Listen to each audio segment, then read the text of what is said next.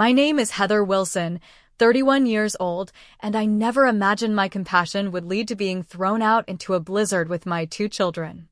6 months after my divorce forced us to move back to my parents' Montana ranch, a bleeding stranger collapsed on our porch.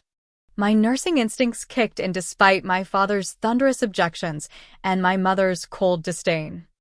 I had no idea that saving this man's life would cost us our shelter that night, or that the cowboy bleeding on our kitchen floor would change everything. Before I tell you what happened next, let me know where you're watching from in the comments, and hit that like and subscribe button if you've ever followed your heart against all odds. Life has a funny way of bringing you full circle. 3 years ago, I was working as a pediatric nurse in Seattle, building the career I had dreamed of since college. I loved helping children, coming home tired but fulfilled. Then I met Richard, who swept me off my feet with his charm and ambition. Within a year, we were married, and I was pregnant with Emily. When Richard's software development job required relocation to San Francisco, I willingly gave up my position to follow his dreams. Noah came along 2 years after Emily, completing our family. At least, that's what I thought until I found those text messages 6 months ago. The affair with his coworker had been going on for nearly a year. Just like that, my marriage evaporated, along with our savings, which Richard had secretly been funneling into a separate account. "You always were too trusting," my mother Catherine said when I called to tell her I needed to come home. Her voice carried that familiar blend of disappointment and vindication that had followed me since childhood. My parents' ranch sits isolated in western Montana, 30 miles from the nearest town. The sprawling property had been in my father's family for generations. Growing up there had been beautiful but lonely, surrounded by mountains and endless sky instead of neighbors and friends. Now, returning with Emily and Noah in tow, the isolation felt suffocating rather than peaceful. My father, William, maintained strict control over the household, just as he had during my childhood. Within days of our arrival, he had established a rigid set of rules for my children: no running inside, no raising voices, mealtimes at exact hours, and bedtime precisely at 7:30. My mother enforced these rules with cutting remarks and sharp glances. "Your children need discipline, Heather," she would say whenever I intervened in her scolding. "Something you clearly haven't provided." Emily, my sensitive 7-year-old with her auburn braids and freckled nose, grew quieter each day. She would sit for hours drawing pictures of our old apartment in San Francisco, adding sunshine and flowers even though we had lived in a cramped urban complex. Noah, just 5 and bursting with energy, struggled the most under my father's restrictive regime. His natural exuberance earned him frequent timeouts and lectures about proper behavior for young men. Every afternoon, I would take them outside to the barn or the meadow, weather permitting, so they could run and play freely. Those moments were our salvation, brief escapes from the tension that permeated the house. "You're turning them wild," my mother remarked one day as she watched Noah racing through tall grass, arms spread like airplane wings. Just like you were. It was true that I had always been different from my rigid, practical parents. From my earliest memories, I had been drawn to helping creatures in need. I brought home injured birds, nursed orphaned rabbits, and once spent an entire summer rehabilitating a fawn with a broken leg. My mother called it my stray phase, certain I would outgrow it. Instead, it led me to nursing school and a career built around compassion. Even at school, I gravitated toward the outcasts and underdogs. I shared my lunch with kids who had none, defended those who were bullied, and invited the lonely to sit with me. My parents viewed these tendencies as naive weaknesses rather than strengths. "The world will take advantage of a soft heart," my father warned repeatedly. Perhaps that's why Richard's betrayal stung so deeply. It confirmed everything my parents had predicted. Living under their roof again at 31 felt like regression, a failure I couldn't escape. Each morning, I scoured job listings at the local library's computer, desperate to find nursing positions within commuting distance. Each evening, I returned home to report my lack of progress to my father's disapproving frown. "Healthcare jobs don't exactly grow on trees around here," I explained after 2 months of searching. "I might need to look in Missoula, but that's nearly 2 hours away." "And who would watch the children while you're gone all that time?" my mother demanded. "Certainly not us. We've raised our child already." The irony wasn't lost on me. They wouldn't help with childcare, yet criticized my inability to find employment. This contradiction was just one of many I navigated daily, walking the tightrope between gratitude for their shelter and frustration at their judgment. Winter arrived early that year, with October bringing the first heavy snowfall. The ranch transformed into a frozen landscape of white fields and ice-covered fences. The temperature dropped to single digits, and the wind howled through the valley like a hungry wolf. Our world contracted even further, confined to the walls of the ranch house as blizzards made the dirt road to town impassable for days at a time. It was during one such blizzard, with snow piling against the windows and wind rattling the roof, that our lives changed forever. None of us could have predicted that a stranger's blood on our porch would be the catalyst that finally broke us free. December 15th brought the worst blizzard of the season. The temperature had plummeted to 15 below zero, and the wind whipped snow into towering drifts against the house. My father had spent the afternoon securing the livestock in the barn, while my mother stockpiled canned goods and filled water containers in case we lost power. I had tucked Emily and Noah into bed upstairs, reading them 3 stories instead of the usual one to drown out the howling wind that frightened them. Noah had finally drifted off clutching his stuffed dinosaur while Emily whispered, "Will we be safe, Mommy?" before succumbing to sleep herself. "The house has stood for 100 years through worse storms than this," I assured her, smoothing her hair back from her forehead. "We'll be just fine." Downstairs, my parents had settled in the living room. My father dozed in his recliner while my mother knitted by lamplight, her needles clicking steadily. I curled up on the window seat with a dogged nursing journal, trying to keep my skills sharp despite months away from practice. The grandfather clock in the hallway had just chimed 9 when I heard it, a dull thud against the front porch, barely audible above the storm. I glanced up, catching my mother's eye. "Probably just a branch breaking," she said, returning to her knitting. But something about the sound nagged at me. It hadn't been the crack of wood or the clatter of debris. It had sounded heavier, more substantial. I set my journal aside and moved toward the window, peering through frost-edged glass into the darkness. A shape lay crumpled on our porch. Not a branch or debris, a person. "Dad," I called sharply, already rushing to the door. "Someone's outside." My father jolted awake, confusion giving way to alarm as I threw the deadbolt and yanked the door open. The wind nearly tore it from my grasp, sending a spray of snow across the entryway. Lying face down on our porch was a man. His dark coat was covered in snow, and his cowboy hat had fallen beside him. Even in the poor light, I could see the alarming dark stains spreading beneath him. "He's bleeding!" I shouted over the wind, dropping to my knees beside him.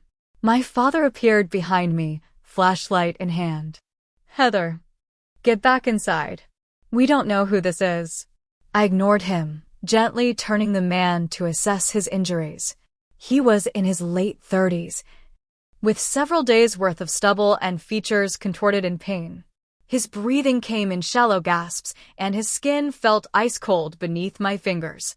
When I pulled back his coat, I found the source of the blood, a gunshot wound to his left side. "He's been shot," I said, medical training immediately taking over. "And he's severely hypothermic. Help me get him inside."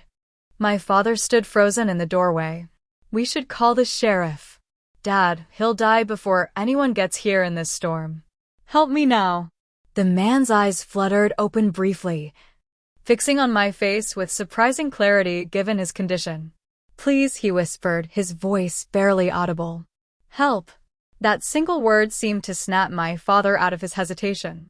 Together, we managed to lift the stranger and carry him into the house.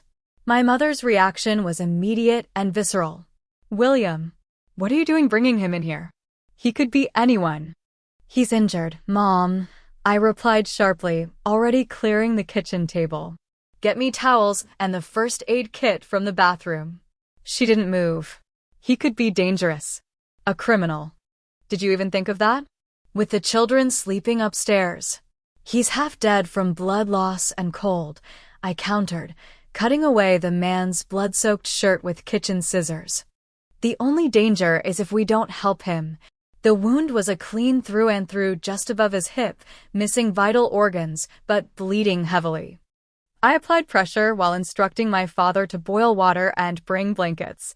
My mother remained rooted in place, her expression a mixture of fear and disapproval. "Catherine," my father finally said, "either help or sit down." Reluctantly, she retrieved the first aid kit while muttering about bringing trouble to our doorstep. I worked methodically, cleaning the wound, applying antiseptic, and preparing to stitch it closed. The stranger drifted in and out of consciousness, occasionally moaning but offering no resistance. As I cut away more of his clothing to check for additional injuries, several items fell from his pockets, a high-tech satellite phone unlike any I'd seen before, a strange metallic card with no markings, and a thumb drive secured on a chain around his neck. My father picked up the satellite phone, examining it curiously. "This isn't standard equipment for a rancher." "Who is this guy?" The stranger's hand suddenly gripped my wrist with surprising strength. His eyes, clear blue and intense despite his condition, locked onto mine. "They're coming," he whispered urgently. "Don't call anyone. Not safe." "Who's coming?" I asked, but his eyes had already closed again as consciousness slipped away. My father reached for our landline phone. "I'm calling Sheriff Tanner." "No." The stranger's eyes flew open again, panic evident. "Please. No authorities. They'll find me. 24 hours. Just give me 24 hours. My mother stepped forward, arms crossed tightly across her chest. "William, this man is clearly involved in something illegal. I want him out of my house." I finished stitching the wound and covered it with sterile gauze before responding. "We can't send him back into that storm. He'll die." "That's not our problem," she snapped. "For all we know, whoever shot him is looking for him. Do you want to bring that danger to your children?" The stranger managed to prop himself up on one elbow, his face pale but determined. "Ma'am, I promise you I'm not a criminal. I can explain everything once I'm stronger, but please believe me when I say calling the authorities right now would put all of us in danger." My father's hand hovered over the phone. "You have 5 minutes to convince me not to make this call." The man sank back onto the table, strength depleted. "My name is Jackson. I own property not far from here. I was inspecting it when I was ambushed. Corporate rivals. Industrial espionage. That's all I can say right now." It sounded far-fetched, like something from a movie rather than rural Montana. My mother clearly thought the same, her scoff audible across the kitchen. "You expect us to believe that?" she demanded. Jackson closed his eyes, exhaustion evident in every line of his body. "No, but I'm asking you to trust me anyway. Just until morning." I finished bandaging his wound and helped him sit up slowly. "He needs rest and warmth. He's lost a lot of blood." My parents exchanged a look, one of those silent conversations long-married couples perfect over decades together. Finally, my father sighed. "He can stay on the couch until morning. Then he goes, or we call the sheriff." No negotiation. It wasn't ideal, but it was something. With my father's help, we moved Jackson to the living room couch, where I covered him with blankets and set up in 4-drip using supplies from my old nursing kit. Within minutes, he had fallen into an uneasy sleep. My mother cornered me in the hallway afterward, her voice a harsh whisper. "Have you lost your mind? Bringing a gunshot victim into this house without alerting authorities. I'm not going to let someone die on our porch, Mom," I replied, keeping my voice low to avoid waking the children. My job is to help people. Your job, she hissed, is to protect your children, not endanger them with your bleeding heart. This isn't one of your injured birds, Heather. This is a grown man involved in something dangerous. I met her gaze steadily. I'm monitoring him. At the first sign of any threat, I'll wake Dad and we'll handle it. But I'm not sending an injured man back into a deadly blizzard. She shook her head, disappointment etched in every line of her face. You never learn, do you? Always taking in strays, always trusting too easily. Look where that got you with Richard. The comparison stung, but I held my ground. Jackson wasn't Richard. And helping an injured man wasn't the same as trusting a cheating husband. But I knew better than to argue further. Instead, I returned to the living room to check on our unexpected guest, unaware that the real confrontation was yet to come. Morning arrived with clearing skies and temperatures still well below freezing. I had spent most of the night dozing in the armchair beside Jackson, waking hourly to check his vitals and change his forebag. His condition had stabilized, pulse stronger, color returning to his face. Fever manageable with acetaminophen. I was checking his bandages when my parents entered the living room, already dressed and wearing identical expressions of determination. The tension in the room thickened immediately. He needs to go, my father announced without preamble. The storm has passed. The roads will be cleared by noon. Jackson was awake but groggy, propped against the couch pillows. I understand, he said quietly. I've imposed enough. I looked between them in disbelief. He can barely stand. His wound could reopen with any exertion. My mother's lips thinned to a nearly invisible line. That's not our concern. We've done our Christian duty by giving him shelter through the night. Christian duty? I repeated incredulously. Is that what you call the bare minimum of human decency? Watch your tone, my father warned. This is our house, and we've made our decision. I stood, placing myself between them and Jackson. He needs at least another day of rest before he can travel safely. Then you can drive him to the hospital in Missoula, my mother countered. Let the professionals handle it. Jackson attempted to rise. Please, don't argue on my account. I can make it to my property. You'll do no such thing, I said firmly, easing him back down. You've lost too much blood to be moved so soon. My father stepped closer, lowering his voice. Heather, a word in the kitchen. Now. I followed him reluctantly, glancing back at Jackson, who watched with a pained expression that had nothing to do with his physical wound. In the kitchen, my parents presented a united front, standing shoulder to shoulder across the table from me. This ends now, my father said. That man leaves today, one way or another. I crossed my arms. Based on what? Your unfounded suspicion? He's injured and needs care. Based on 30 years of experience with your poor judgment, my mother snapped. You bring home every stray dog and lost cuz you find, without a thought to the consequences. He's a human being, not a stray dog. He's a stranger with a gunshot wound who doesn't want authorities involved, my father countered. Use your head instead of your heart for once. The conversation spiraled rapidly from there, voices rising despite attempts to keep quiet for the children's sake. My mother dredged up every questionable decision I'd ever made, from befriending the town troublemaker in 5th grade to marrying Richard after just 6 months of dating. And look where your compassion got you, she concluded bitterly. Divorced, broke. And dependent on us because you can't stand on your own 2 feet. The words cut deep, feeding insecurities I'd battled since the divorce. That's not fair. Life isn't fair. My father interjected. It's about making smart choices, which you consistently fail to do. A small voice interrupted from the doorway. Mommy? Emily stood there in her flannel pajamas, Noah peering around her shoulder. Their eyes were wide with confusion and fear. Why is everyone yelling? Noah asked, thumb inching toward his mouth, a habit he'd abandoned months ago. I moved toward them, forcing a smile. It's nothing, sweethearts. Grandma and Grandpa and I are just having a grown-up discussion. About the hurt man?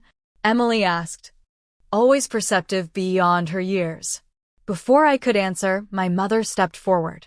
Yes, about the stranger your mother brought into our home without considering your safety. I whirled to face her. Don't drag them into this. They're already in it, she retorted. Because once again, you've put your savior complex above your own children's well-being. Something snapped inside me, a lifetime of criticism finally reaching its breaking point. My children are my world. Everything I do, including helping people in need, is about showing them what compassion looks like. What kind of mother would I be if I taught them to turn away from someone who's suffering? Jackson appeared in the doorway, leaning heavily against the frame. Please, this is unnecessary. I'll go immediately. My mother looked at him with undisguised contempt before turning back to me. It's him or us, Heather. Make your choice. What? I stared at her in disbelief. You heard me. If you're so determined to risk everything for the stranger, you can do it somewhere else. Not in our home. I looked to my father, expecting him to moderate her ultimatum, but found only stony agreement in his expression. You can't be serious, I whispered. Dead serious, my father confirmed. We've supported you through poor decision after poor decision. This is where we draw the line. Emily clutched my hand tightly, while Noah pressed against my leg. Jackson tried again to intervene. Ma'am, sir, please don't do this.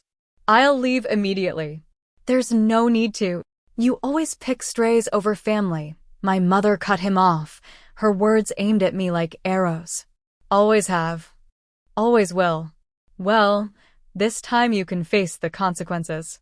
The children began crying, sensing the gravity of the situation without fully understanding it. I knelt to embrace them, my mind racing through limited options. You have 30 minutes to pack your things, my father announced. The stranger goes too. I don't want him on my property another hour. Dad. It's 15 degrees outside, I protested. Where are we supposed to go? You should have thought of that before defying us under our own roof. No amount of pleading changed their minds. In a daze, I gathered essentials for the children, warm clothes, favorite toys, medications. Jackson insisted on helping despite his weakness, holding bags open as I filled them with necessities. I'm so sorry, he murmured repeatedly. This is entirely my fault. No, I replied firmly. This has been building for decades. You're just the catalyst. 25 minutes later. We stood in the front hallway, children bundled in their warmest clothes, bags at our feet. My parents watched impassively from the living room. You're making a terrible mistake, I told them, voice breaking despite my resolve to stay strong for Emily and Noah. The mistake was letting you move back in, my mother replied coldly. Clearly you learned nothing from your failed marriage. I turned away, unable to bear another moment of their judgment. With Jackson leaning against me for support and Emily and Noah clutching my hands, we stepped out into the bitter cold morning. The door locked behind us with a devastating finality. The temperature display on my car dashboard read 12 degrees as I helped Jackson into the passenger seat. Emily and Noah huddled together in the back, wrapped in every blanket I'd managed to grab. Where are we going, Mommy? Emily asked, her voice small and frightened. I forced confidence into my voice as I started the engine. We're going to town. We'll find a nice warm hotel and have hot chocolate. It'll be an adventure. Noah's bottom lip trembled. I forgot Dino. His beloved stuffed dinosaur, the one thing I'd failed to pack in our rushed departure. My heart broke a little more. We'll get you a new one, I promised. Though I had no idea how I would afford even that small comfort with our meager savings. The ranch driveway stretched nearly a mile to the main road, unplowed and covered in at least 2 feet of snow. I shifted into drive and pressed the gas carefully, feeling the tires spin before catching traction. I'm so sorry about this, Jackson said as we crawled forward. I never meant to cause such disruption. "This isn't your fault," I replied, concentrating on the treacherous path ahead. "My parents and I have been heading for a collision since I moved back. If not this, it would have been something else." We made it halfway down the driveway before the inevitable happened. The car lurched, tires spinning uselessly as we sank into a deep snowdrift. "No, no, no," I muttered, alternating between reverse and drive in a futile attempt to rock us free. The tires only dug deeper and the engine whined in protest. I rested my forehead against the steering wheel, fighting back tears. We were stuck in sub-freezing temperatures miles from town, with 2 young children and an injured man. My phone showed no service. The storm had likely damaged cell towers in the area. "Heather," Jackson's voice broke through my spiraling panic. "I have a property about 3 miles east of here. If we can reach it, we'll have shelter and supplies." I looked at him doubtfully. 3 miles in this weather? With the children? He nodded toward his satellite phone. "I can call for help, but it would take hours for anyone to reach us. Walking might be our best option before the temperature drops further." I weighed our limited choices. Stay with the car and hope someone drove by this remote road? Attempt to walk back to my parents' house and beg forgiveness? Or trust this man I barely knew? "Is this property of yours habitable?" I asked finally. A ghost of a smile crossed his pale face. "Very much so."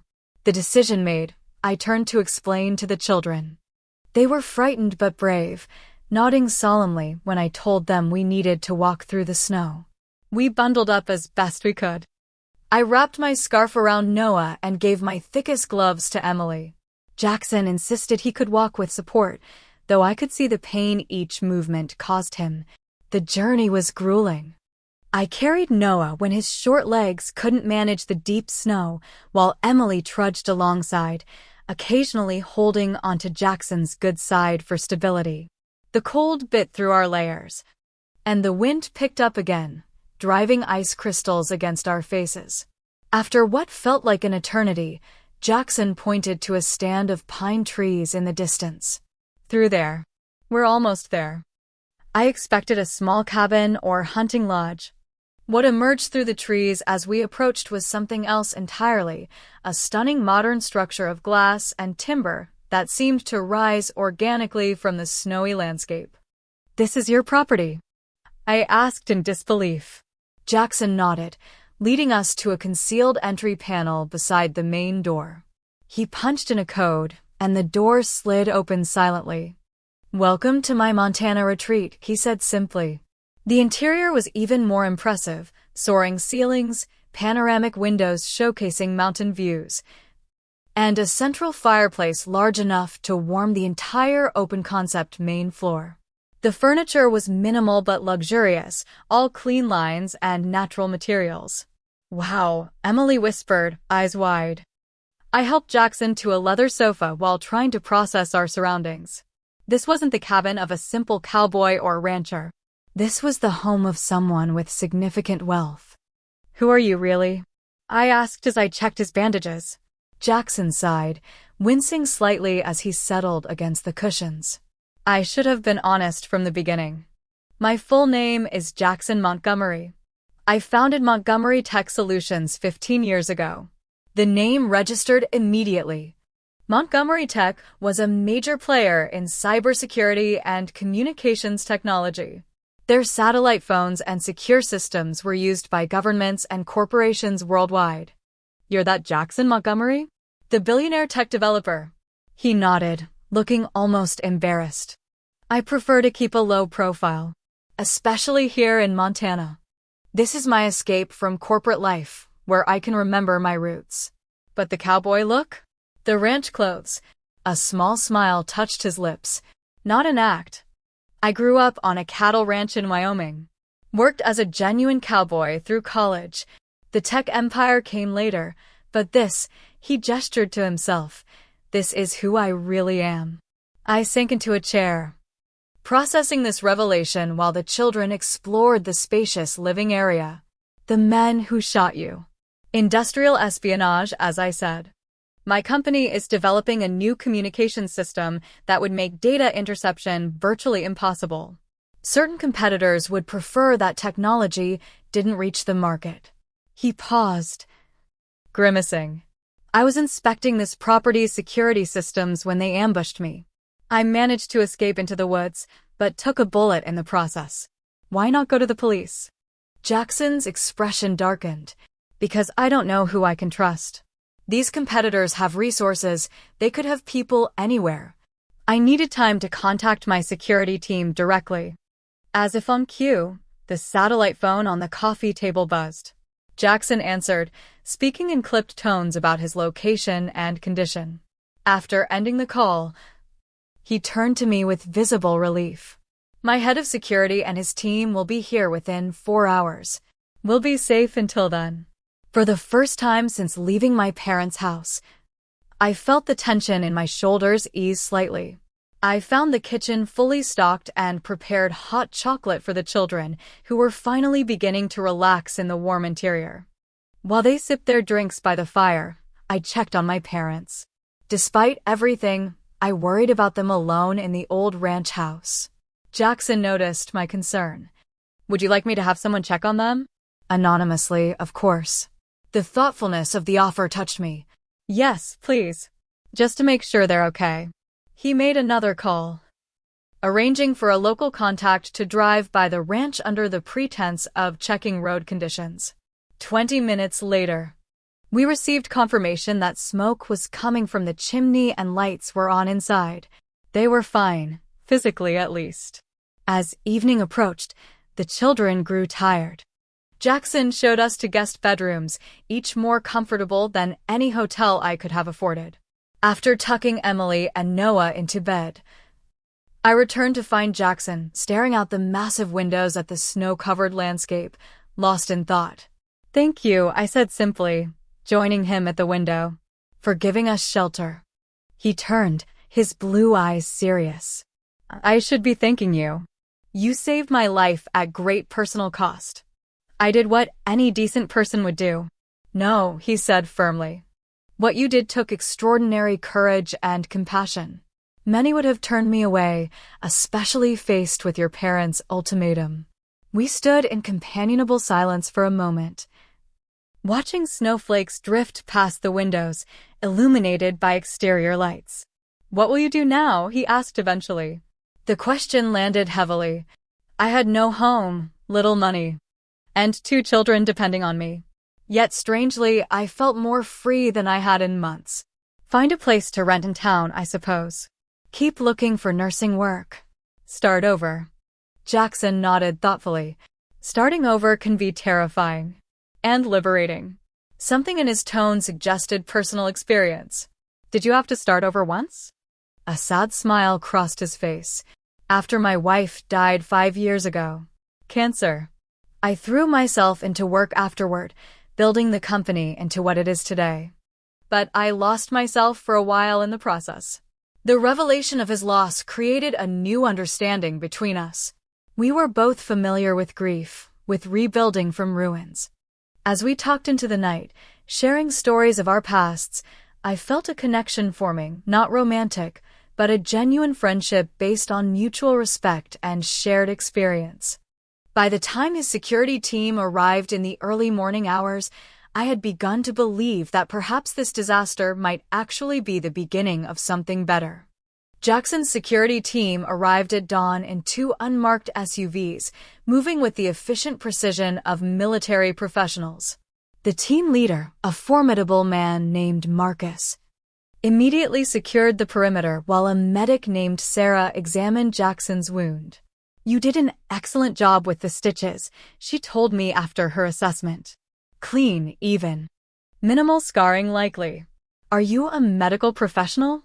Pediatric nurse, I replied. Or I was, before. I trailed off, unsure how to summarize the series of choices and circumstances that had led me back to Montana.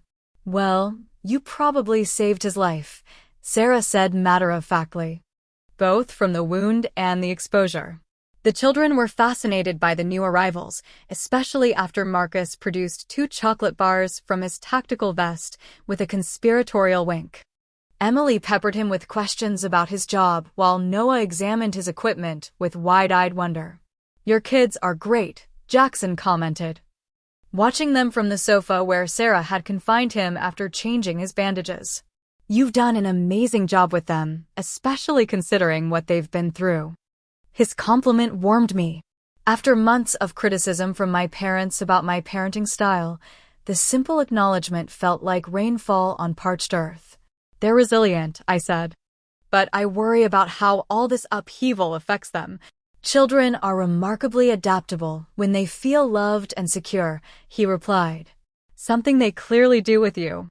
As the day progressed, I found myself constantly expecting Jackson's demeanor to change, to reveal the arrogance or entitlement that surely accompanied his wealth and status. Instead, he remained the same straightforward, thoughtful man who had collapsed on my parents' porch. He spoke to my children with genuine interest, never condescending, and treated his security team with respect rather than as subordinates. When Emily accidentally spilled juice on an expensive-looking rug, I rushed to clean it while apologizing profusely. Jackson merely shrugged. "It's just a thing," he said simply. "Things can be replaced." By the second day, a comfortable routine had developed. The security team maintained a watchful presence outside while we recovered inside.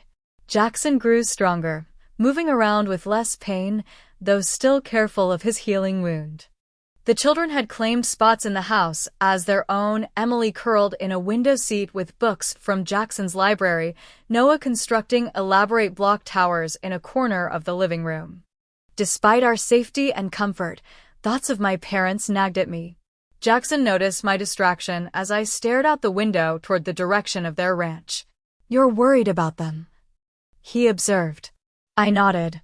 "They were wrong, but they're still my parents. I hate how we left things. Would you like to call them? The satellite phone can reach their landline." I considered it briefly before shaking my head. "Not yet. They need time to realize what they've done. And honestly, I need time too." That evening, after the children were asleep, Jackson and I sat by the fire. The conversation turned to our respective journeys, how a ranch kid from Wyoming became a tech billionaire, how a compassionate nurse from Montana ended up divorced and starting over at 31. "I was always tinkering with electronics as a kid," Jackson explained, his voice warm with nostalgia. "Built my first computer from discarded parts when I was 12. My dad thought it was a waste of time, wanted me focused on ranch work, carrying on the family tradition. But you had other ideas," I prompted. He smiled. "I loved the ranch. Still do. But I saw how technology could transform industries, make them more efficient, more connected. I went to college on a scholarship. Studied computer engineering while working Cowboy's jobs on weekends to pay expenses. And then became a billionaire," I teased. "As one does." His laugh was genuine. "Hardly that simple. There were years of ramen noodles and sleeping on friends' couches. My first company failed spectacularly. The second barely broke even. Montgomery Tech was my third attempt. What made the difference? Timing, partly. But mostly, learning to accept help." His expression grew serious. "My biggest mistake was thinking I had to do everything alone, prove myself without assistance. Pride nearly cost me everything." The words resonated uncomfortably. Wasn't that exactly what I had been doing? Struggling alone rather than accepting help that might have made life easier for my children? "That's hard," I admitted. "Accepting help feels like admitting failure sometimes." "I know exactly what you mean," Jackson agreed. "When my wife got sick, I tried to handle everything, the company, her care, my grief. Nearly drove myself into the ground until a friend staged what amounted to an intervention. We talked for hours, sharing experiences and perspectives. I told him about the joy of nursing, the devastation of discovering Richard's betrayal, the suffocating feeling of returning to my parents' control. He listened without judgment, offering insights without presuming to know better. By the third day, Jackson was moving around normally, though Sarah insisted he avoid strenuous activity. His security team had identified and neutralized the threat. 2 corporate spies had been apprehended by federal authorities based on evidence Jackson's team provided. "You're safe now," I told him that afternoon. "I suppose we should think about moving on soon." The thought filled me with unexpected sadness. This temporary sanctuary had become precious in ways I hadn't anticipated. "Actually," Jackson said carefully, "I wanted to discuss something with you." He explained that his foundation, the Montgomery Rural Healthcare Initiative, was establishing a presence in the nearby town. They needed a local director, someone with medical background and community understanding. "I think you'd be perfect for the position," he finished. "It comes with a competitive salary and flexible hours that would work with your children's schedules." I stared at him, simultaneously tempted and suspicious. Is this a real job? Or are you creating one because you feel responsible for our situation? His expression remained steady. "The foundation has been planned for over a year. We've already purchased the building downtown. The position is very real, and you're genuinely qualified. But you'd never have offered it to me if I hadn't saved your life," I pointed out. "True," he acknowledged without hesitation. "I wouldn't have known you existed. But now that I do, I can recognize that you have exactly the skills and qualities we need. The question is whether your pride will allow you to accept an opportunity that benefits everyone involved." His words struck home.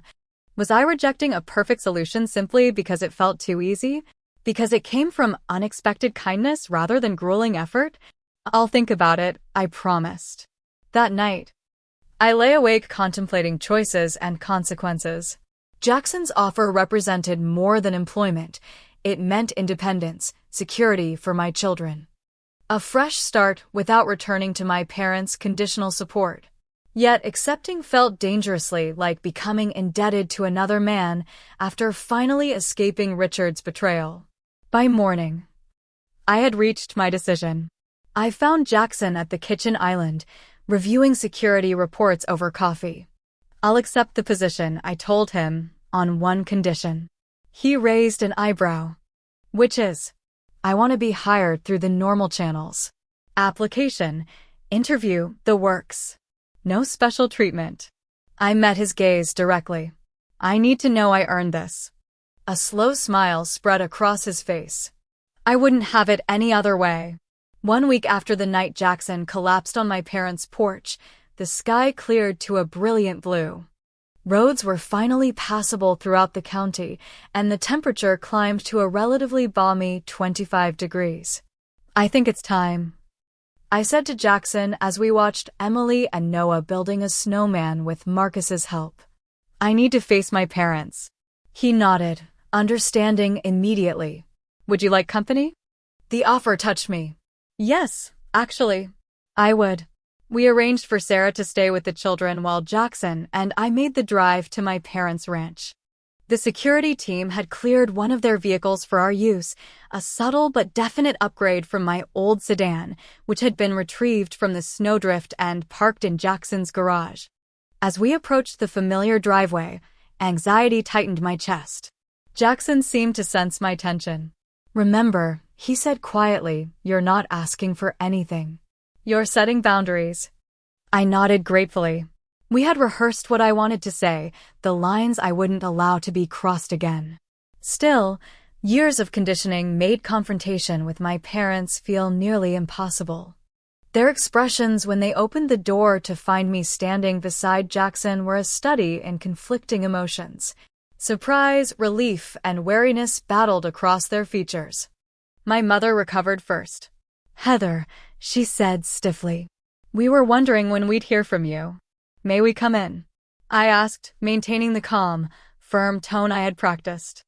They stepped aside wordlessly. The house looked exactly as it had a week ago, yet something felt fundamentally different. I realized with startling clarity that I no longer viewed it as home. In the living room, my father's gaze fixed on Jackson with naked suspicion. You're looking remarkably recovered for a man at death's door. Thanks to your daughter's excellent care. Jackson replied pleasantly. She likely saved my life. An uncomfortable silence followed. I took a deep breath and spoke the words I had carefully prepared. I came to establish some things going forward. First, Emily, Noah, and I are safe and well. We've found a place to stay. And I've accepted a position with the Montgomery Rural Healthcare Initiative. My mother's eyes narrowed. Montgomery, wait, you're not. Jackson Montgomery, he confirmed, extending his hand. Founder of Montgomery Tech Solutions. Your daughter didn't know who I was when she treated my gunshot wound. She helped me because it was the right thing to do. Not because of my name or resources. My father ignored the outstretched hand. So you've latched onto a wealthy benefactor. How convenient. The accusation might once have demolished me. Now, I merely shook my head. That's exactly the kind of toxic assumption I came to address. I've accepted a job based on my qualifications and experience. My relationship with Jackson is professional and based on mutual respect. Which is more than we've received, my mother interjected bitterly. Respect is earned, I replied steadily. Throwing your daughter and grandchildren out into a blizzard doesn't qualify. My father's face flushed. You chose a stranger over family. I chose compassion over cruelty, I corrected. And I would make the same choice again. Jackson remained a supportive presence beside me, speaking only when addressed directly, allowing this to be my conversation. His restraint impressed me, a man accustomed to controlling rooms and commanding attention, purposely making himself secondary. The children miss you, I continued, softening slightly. Despite everything, you're still their grandparents. I'm willing to work toward a relationship that includes appropriate boundaries and mutual respect. My mother's expression wavered. The children are well. They're thriving. Noah has already been enrolled in the local kindergarten, and Emily loves her new school. Where are you living? My father asked gruffly. I've found a rental house in town. 3 bedrooms, close to the schools and my new workplace. I deliberately avoided mentioning Jackson's role in securing the perfect property at a reasonable rate. The conversation continued tensely, but without erupting into the accusations and recriminations I had feared. By the time we prepared to leave, a fragile truce had been established. Not forgiveness. Not yet, but a foundation upon which it might eventually be built. As we drove away, Jackson glanced at me. You did well. I exhaled slowly, releasing tension I hadn't realized I was holding. It's a start. The following weeks passed in a whirlwind of activity. I interviewed formally for the foundation position, impressing the board with my healthcare experience and community knowledge. The job offered everything I needed: meaningful work, flexible hours, and sufficient income to support my family independently. The rental house Jackson had found for us was perfect, a charming 3-bedroom craftsman within walking distance of both schools. The landlord, a foundation board member, offered a fair price and didn't require the extensive security deposit that would have depleted my savings. Emily and Noah adjusted to their new schools with the resilience of childhood.